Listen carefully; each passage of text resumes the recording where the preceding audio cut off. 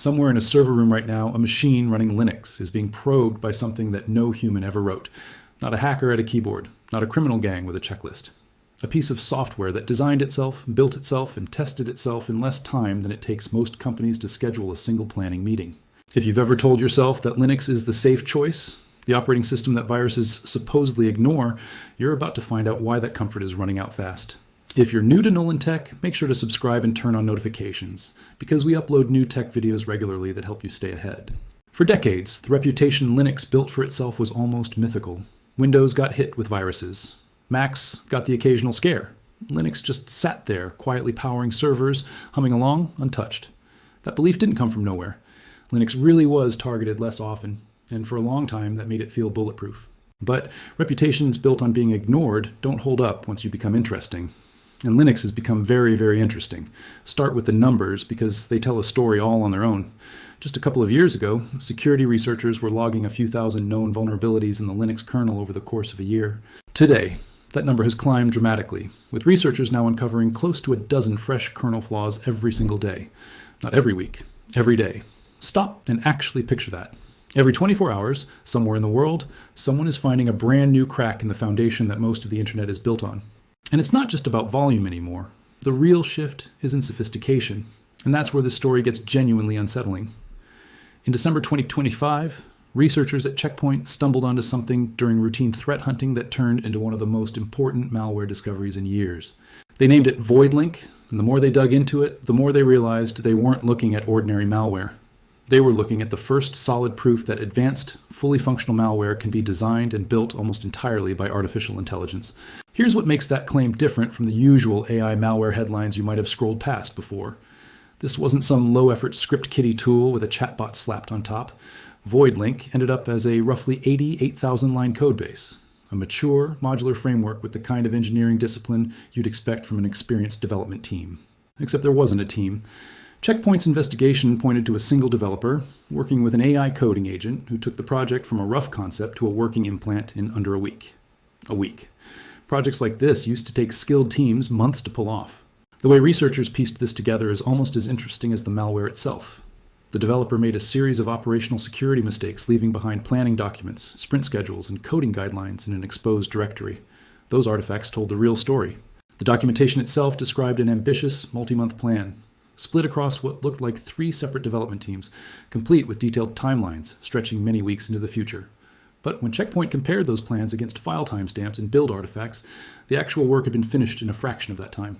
The AI hadn't just written code snippets on request. It had architected the entire system, broken the work into manageable phases, generated its own internal standards, and executed against that plan almost on its own. Even the way the project got kicked off is worth paying attention to. Instead of directly asking the AI tool to build hacking software, the developer reportedly framed early prompts around building a general framework and explicitly told the model not to include specific malicious techniques.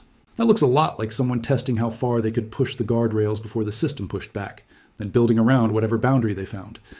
It's a preview of a technique we're likely to see refined over and over as attackers get better at working around AI safety measures rather than through them. So what does VoidLink actually do once it's inside a system? This is where the cloud-native design becomes the scariest part of the whole story. VoidLink was written in a lightweight, modern programming language and built specifically to understand cloud environments, not just individual computers. The moment it lands on a machine, it starts quietly mapping its surroundings. It can recognize whether it's sitting inside AWS, Google Cloud, Microsoft Azure, or one of the major Chinese cloud platforms. It knows if it's trapped inside a Docker container or a Kubernetes pod.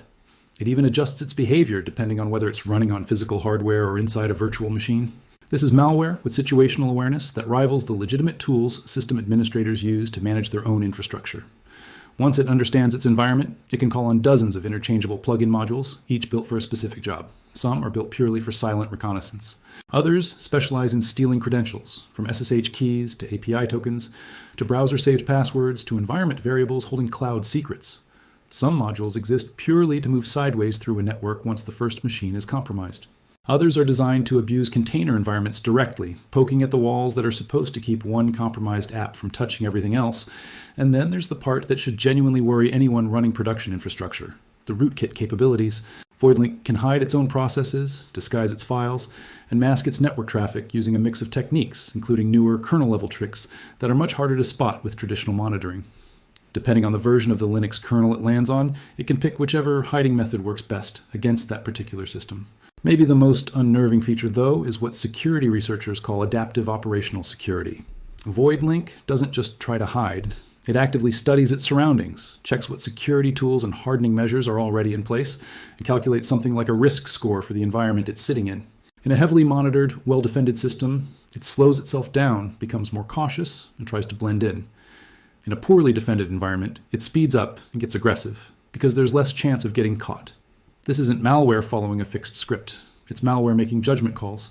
If you're enjoying this video and finding it useful, take a second to like the video and subscribe to Nolan Tech. It really helps the channel and lets us keep making detailed tech content like this. If VoidLink even suspects it's being analyzed or notices signs of tampering, it can trigger anti-forensics routines designed to erase evidence of its own activity, and in some cases, delete itself entirely, rather than let researchers study it further.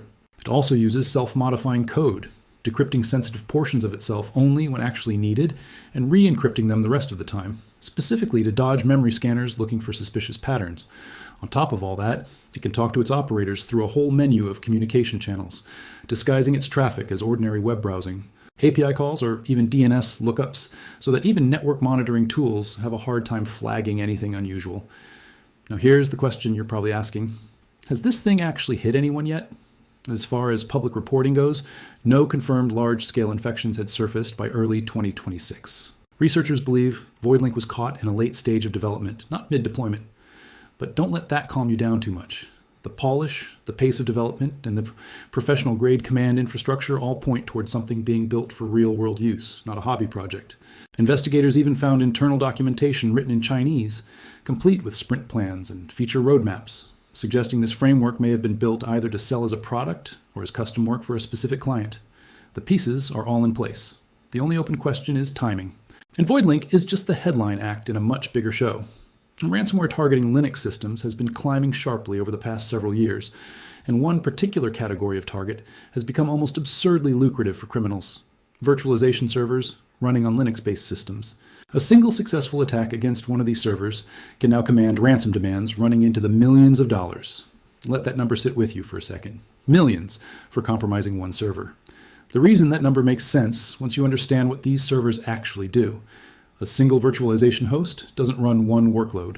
It runs dozens, sometimes hundreds of virtual machines simultaneously, each one potentially supporting a different business application. When ransomware locks down that host, it isn't taking out one system. It's taking out an entire slice of a company's digital operations in one shot.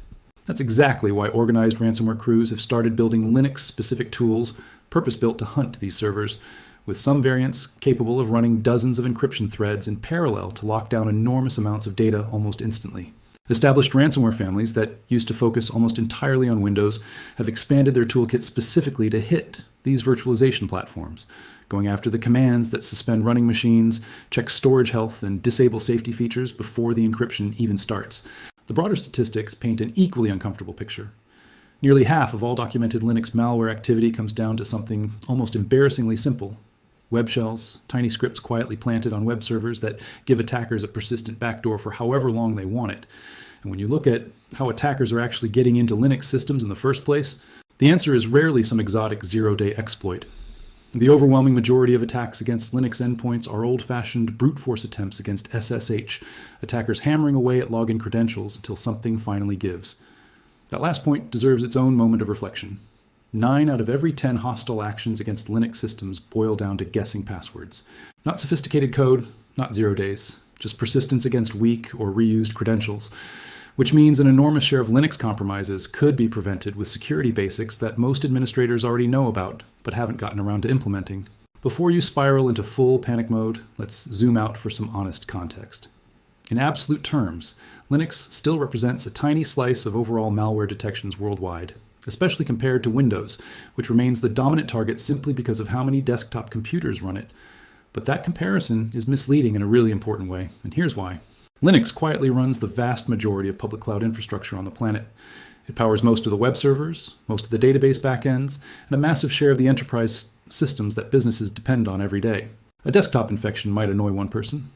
A successful Linux server compromise can expose thousands of users' data, take entire services offline, or hand an attacker the keys to an entire corporate network. Low detection numbers don't mean Linux is safer. They mean the attacks happening against it tend to be quieter, more deliberate, and far more targeted than the mass market malware clogging up Windows statistics. Let's talk about the specific families of malware actually circulating out there right now, because knowing your enemy matters. Mirai-style botnets remain one of the most persistent threats, especially as the number of internet-connected devices running stripped-down versions of Linux keeps climbing into the tens of billions worldwide. These botnets specialize in hijacking routers, security cameras, and other embedded devices, herding them together to launch massive denial-of-service floods. Then there's a newer breed of credential-stealing Trojans, written in modern memory-safe languages like Rust, specifically because code written that way is noticeably harder for traditional security tools to pick apart and analyze. These Trojans exist purely to harvest anything valuable sitting on a compromised machine: login credentials, configuration files, internal business documents, whatever they can grab before anyone notices. There's also a family of blockchain-abusing malware that hides its command infrastructure inside decentralized networks, making it extremely difficult for defenders to simply shut down a server and cut off communication. This kind of malware often doubles as a launchpad for denial-of-service attacks, while also quietly functioning as a delivery mechanism for whatever additional payload its operators want to drop next. An infected smart camera or router might look completely harmless sitting in the corner of someone's office, but it can be the opening move in a much larger campaign against an entire network. Here's a detail that should make every developer and DevOps engineer sit up straight. VoidLink specifically hunts for credentials tied to source code repositories and cloud development platforms. That's not an accident. That's a deliberate choice to target the software supply chain itself, not just finished production systems. If an attacker manages to compromise a developer's laptop or slip into a company's build pipeline, they can potentially inject malicious code that then gets automatically shipped out to thousands of production systems downstream, completely bypassing normal security review. If that scenario sounds familiar, it's because we've already watched supply chain attacks like this cause massive damage across entire industries. VoidLink's design suggests its creators are specifically preparing for this exact playbook. Container security deserves its own spotlight here because this is where a lot of people's assumptions get shattered.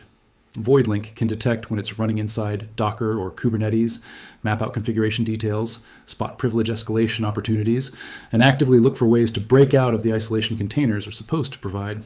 That last part is the uncomfortable one.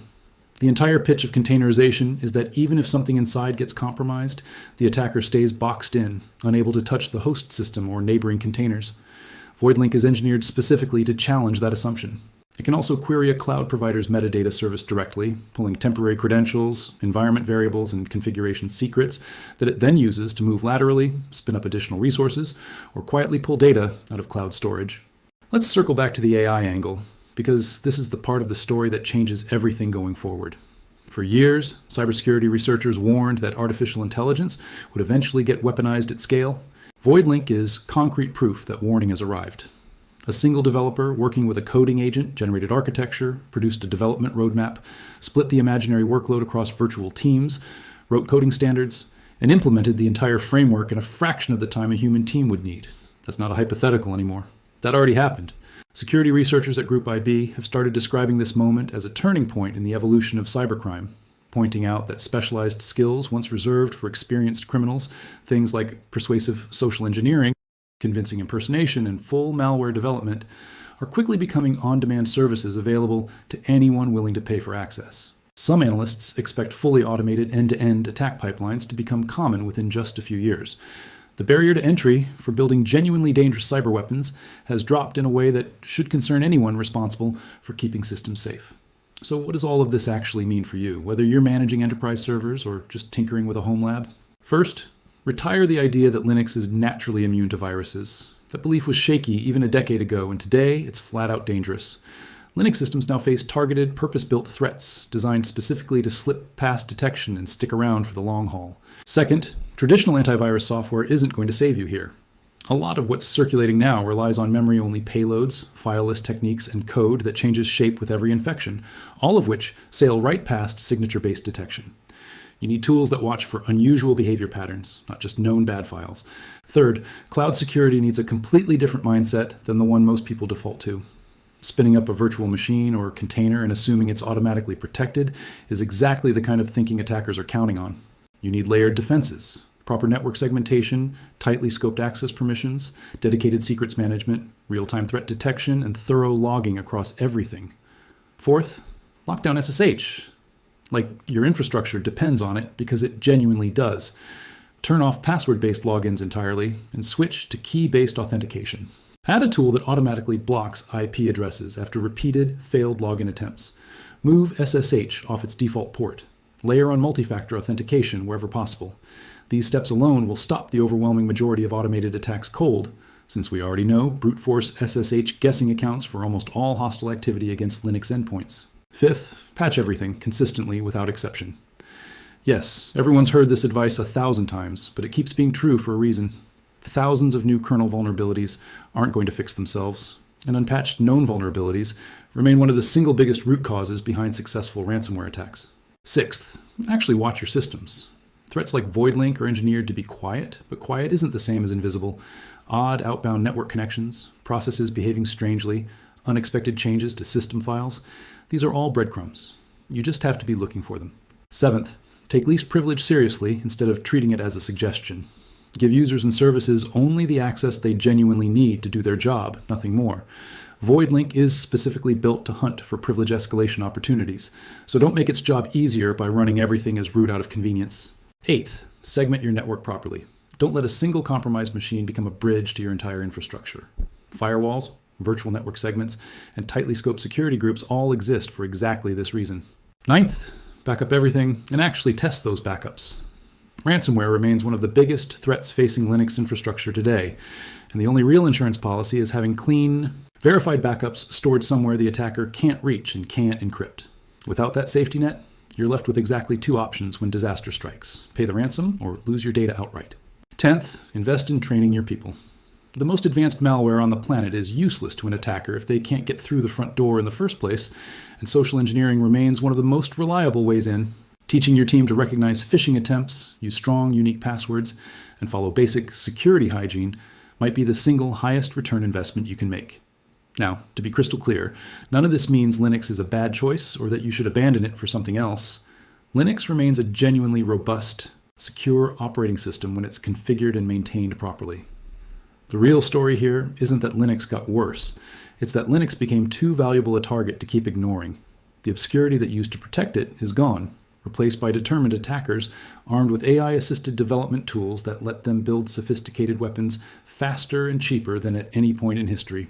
And they're aiming those tools directly at the cloud services, containers, web servers, and development pipelines that quietly run on Linux underneath almost everything we do online.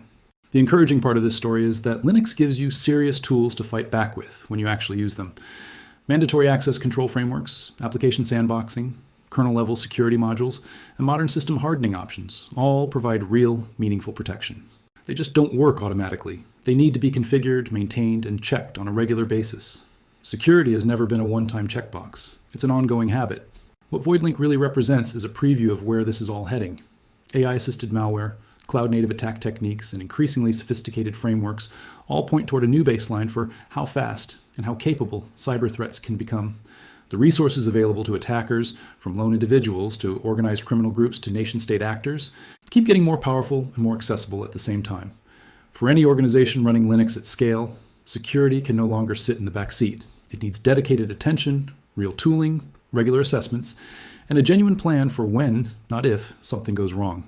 Even if you're just an individual running a personal server or a small side project, the same logic applies at a smaller scale. Keep your systems updated. Use strong authentication everywhere. Set up sensible firewall rules. Watch for anything that looks out of place. The mindset of it won't happen to me has never been more dangerous than it is right now, because the moment any device touches the internet, it becomes a target, whether it's interesting enough to justify a human attacker's time or not, because increasingly, it doesn't need to be a human doing the targeting at all. Let's walk through what an actual infection tends to look like in practice, because understanding the real mechanics makes all of this much easier to defend against. Most infections start small. A leaked credential, an exploited flaw in a web application, or a cloud service left misconfigured just enough to leave a door open. From there, attackers typically deploy in stages. The first stage is usually a lightweight dropper, a tiny piece of code whose only job is to quietly pull down the next payload directly into memory, sidestepping traditional file-based antivirus scanning entirely. The second stage focuses on setting up shop for the long haul. Startup scripts get modified. Scheduled tasks get created. The malware often disguises itself with names that mimic legitimate kernel processes. So a quick glance at your running processes might show nothing unusual at all, even though something malicious is sitting right there in plain sight. The third stage is where things get genuinely dangerous, because this is the reconnaissance phase. The malware quietly catalogs every security tool installed, every service running, every network connection active on the system, sometimes spending days or even weeks gathering intelligence before making any aggressive moves. During this window, it's also actively harvesting credentials, SSH keys pulled from configuration folders, API tokens lifted from environment variables, saved browser passwords, cloud credentials tucked away in configuration files. Every credential it finds widens the door a little further. From there comes lateral movement, where stolen credentials get used to hop from system to system, container to container, and sometimes cloud account to cloud account. By the time anyone notices something's wrong on a single machine, the attacker may already have a foothold across dozens of connected systems. That's exactly why incident response gets so much harder once an infection has had time to spread. You're no longer cleaning up one compromised host. You're untangling a web. So what actually works when it comes to catching this stuff early? Start by focusing on behavior instead of known signatures. Watch for strange outbound connections to unfamiliar addresses, processes launching without a normal parent process, or file changes happening in places where nothing should ever be writing. Invest in detection tools built specifically with Linux in mind, since a lot of security products were originally designed around Windows and have real blind spots when it comes to Linux-specific behavior. Add file integrity monitoring for your most critical system files so that any unauthorized change to a core binary gets flagged immediately. Send your logs somewhere centralized and tamper-resistant, so an attacker can't simply erase the evidence of what they did on the compromised machine itself.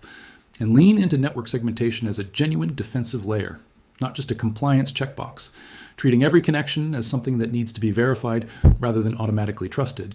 Looking ahead, the trajectory here is pretty clear. AI is fundamentally rewriting the economics of building malware. What used to require a coordinated team, specialized skills, and months of development time can increasingly be compressed into days by a single, motivated individual with the right tools. As these AI systems keep getting more capable and more widely accessible, expect this trend to accelerate rather than slow down. There's also a cultural shift needed across the broader Linux ecosystem. Open source software has always prioritized flexibility and functionality, sometimes at the expense of security defaults.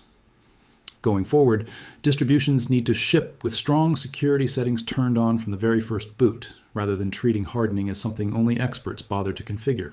Package ecosystems need stronger supply chain protections, cryptographic verification, clear maintainer transparency, and automated scanning for malicious code slipping into public repositories. Cloud providers need to build stronger security into their default configurations rather than leaving customers to figure it out on their own. Starting with something as basic as requiring authentication before instance, metadata can be accessed at all. And the container ecosystem needs continued hardening, so a single misconfigured file can't accidentally expose an entire cluster to the outside world. None of this is a reason to panic, though. It's a reason to act. The same qualities that made Linux successful in the first place, openness, collaboration, and a genuine culture of problem solving, are exactly the qualities that can make it secure going forward too. It just requires applying that same engineering energy to security that's historically gone into performance and features. So here's the real takeaway. Linux was never magically immune to attack. What actually protected it for years was simply not being worth the effort for most attackers to bother with. That protection is gone now. Linux quietly runs the most valuable digital real estate on the planet, from cloud platforms to container clusters to the servers powering entire industries. And that value has made it a priority target for the most capable threat actors out there. Staying safe in this environment means staying informed, building real defense in depth, keeping your systems properly maintained, and being ready to respond quickly when something inevitably goes wrong. The malware is already out there. The attackers are already active. New vulnerabilities are being discovered every single day. What happens next depends entirely on how seriously you take the basics starting today. If you found this video helpful, don't forget to like, subscribe to Nolan Tech, and turn on notifications so you never miss future tech videos. So tell me, what's the first Linux security setting you're going to lock down after watching this?